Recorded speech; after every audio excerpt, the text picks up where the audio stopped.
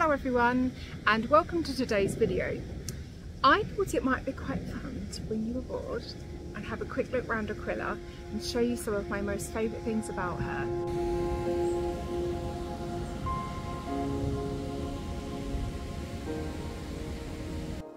I actually had two viewings on Aquila because she was dark, really dark, and it was really hard to see what she could be behind all of that OSB and dark grey that she was inside and outside. But I had this idea for her, my love for steampunk and vintage style. I thought this boat has got some real potential to add all these kind of quirky flares to her and leave her as she is in some places, because there were some really sort of beautiful things. One of the things was the kitchen top, the concrete poured top, which was, you know, really, really beautiful. Just showing you this fringe here that I use in summer when the doors are open for a bit of privacy in the boat too.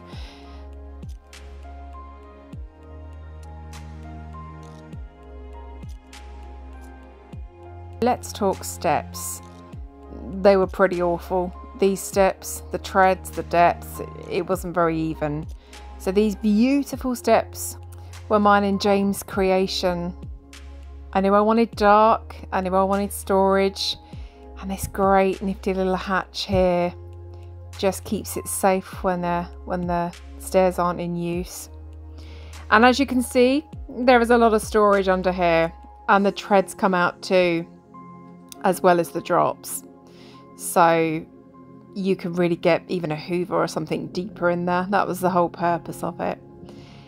And then, of course, as I have throughout the boat, everything we've built that's been wood, that is again dark wood. We've added these really lovely corners to the doors and the steps, which I will show you a little bit later in this video. So a quick look here of the beautiful kitchen, very monochrome.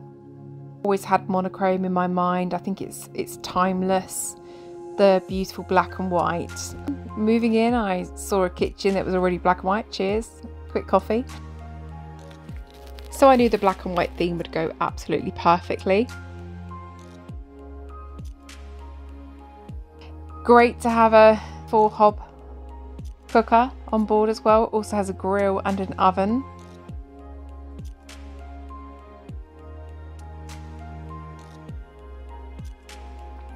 And you'll still see a little bit of mess where I've still got some odd paints and stuff.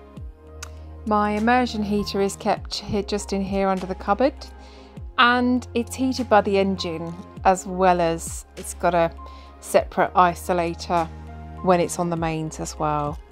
This was my old tap and my old kitchen.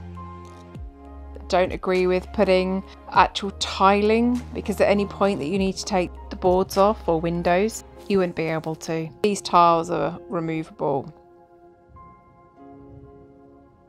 Always wanted to change the tap, and I wanted an industrial tap to go with a steampunk theme. This is quite cool. A little snippet here for the tap in the dark. A little disco on the boat.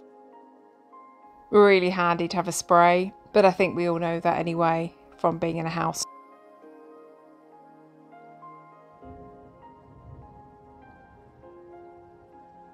So the table was quite a new addition to the boat.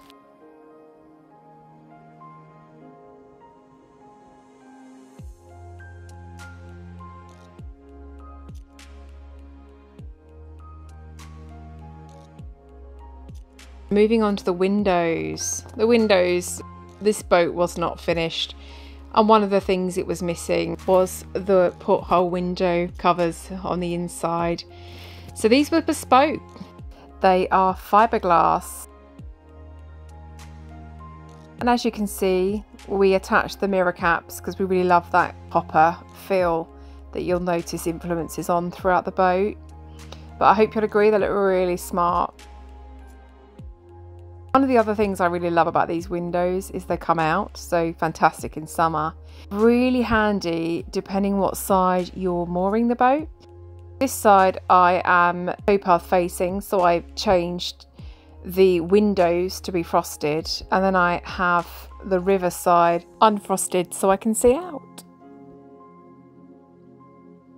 The boat has 12 volts here, as you can see, and there's my gas valve. But it also had 240 volts fitted in the time I've owned the boat as well, because, well, we all want 240 volts, don't we, gals and guys?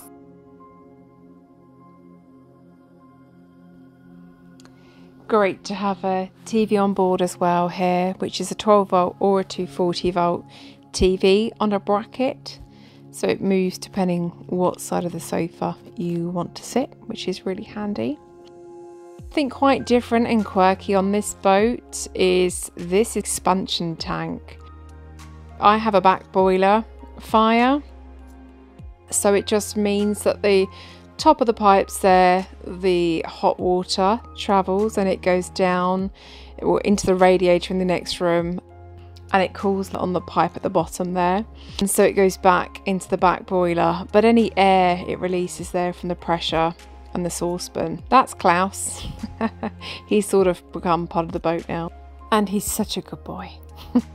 But another little glimpse there at the back. I absolutely love these tiles, and I have actually blackened them so they look a little bit more worn and vintage. That's my beautiful fire bucket there, my copper, which really goes again with all the influences in the boat, the copper theme.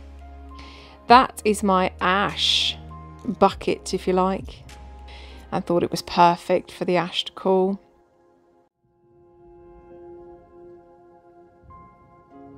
So that just fits in nice and snug there behind the fire.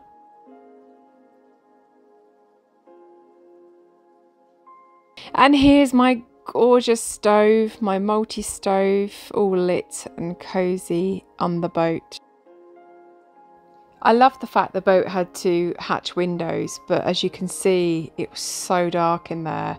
So I'm really glad that I made the decision to have windows put on the boat, because I think you'll agree the difference to the light and obviously having the white walls was absolutely huge. One of the other things that was a real bugbear was these terrible doors. As you can see again, it makes the world of difference having a slide door for space on this rail, and actually having a true wall, not the terrible sights of the hobbit hole, as I call it, with the side gaps and the gaps at the top. Not forgetting having to duck under the arch and over the step. So this was all wallpapered and at the back here, but I finished the door myself. It's actually tongue and groove door, but I built it to size exactly how I wanted it. And as you can see, I've stained this too to match the steps, with the corners also match the step. So it all ties in quite nicely on the boat to be matchy-matchy. I love this wallpaper so much. Anyone that knows me knows I absolutely love Africa, having travelled there a lot myself. And so I found this beautiful wallpaper called Soiree, and it goes perfectly with the kind of Victorian steampunk theme of the boat. Here's a glimpse of the boat before and into the awful bathroom, full of OSB and wood. But I hope you agree how much better this bathroom is now. Again, it's quirky, but you'd be disappointed if it wasn't. One of the other things I haven't removed from this boat is actually the storage. So it's got 2 deep cupboards there, which is fantastic for towels, etc. And it does have another one as well next to the toilet also as a cupboard, all very hidden of course. Great walk-in shower there with actually a mirrored ceiling. I found that creates some space as well. Adding some mirrors makes a big difference.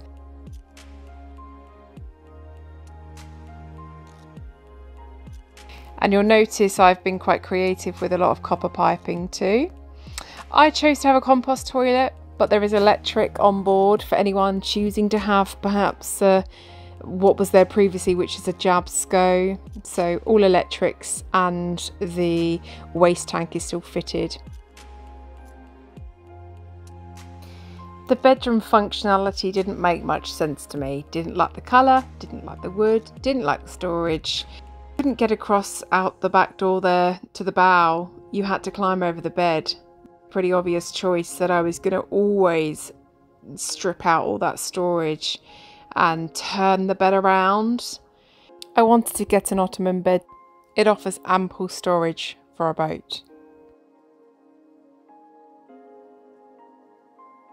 Grateful for the hatch window again, but really dislike the OSB. So I really love this rattan, and so I decided to actually fit it to the windows as well as the wardrobe. It's a really in material to be using, and I thought it would really complement the style again of the boat. This copper pipe for some extra security also, which goes across there as you can see and matches the copper pipes below quite nicely. I love the radiator. It was a feature already on the boat.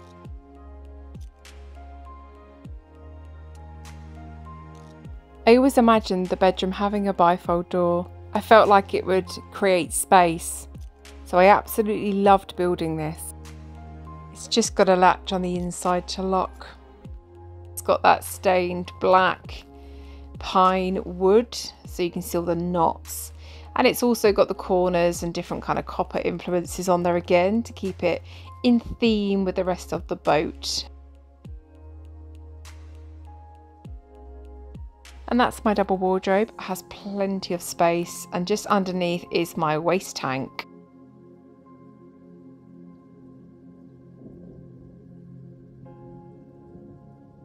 I couldn't possibly let you see inside that wardrobe. So I have 12 volts in the bedroom, but I didn't opt to have 240. It's quite nice not to have too much tech in the bedroom anyway. And you might spot the steps there. They were the original steps at the front of the boat, which I've just repurposed. Quick sand and paint, but the 3 steps were perfect for the back. And as with the kitchen, we've continued in the bedroom with the monochrome theme. Nice and easy now to be able to get outside onto the bow. Another fringe there just for some privacy looking into the boat. The whole space of my bow is my water tank underneath, so it's absolutely huge. I think I'm currently on week 6 for my water, and I'm still going strong.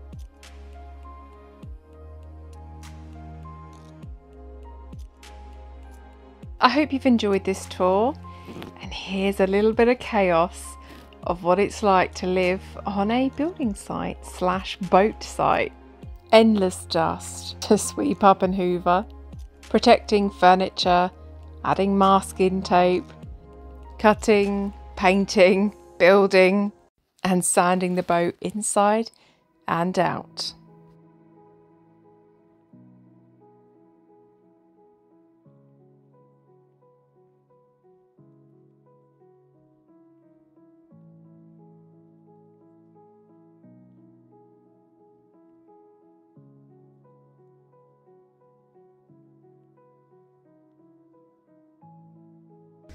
If you enjoy this video, please don't forget to hit like and subscribe.